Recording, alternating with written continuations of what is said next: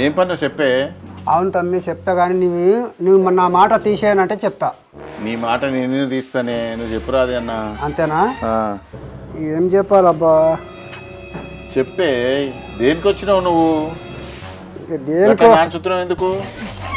వస్తే కానీ నా మాట అయితే తీసేయగా తమ్మి. తీసేనే, నేనెందుకు తీసేస్తా నీ మాట? చెప్పురా అదే.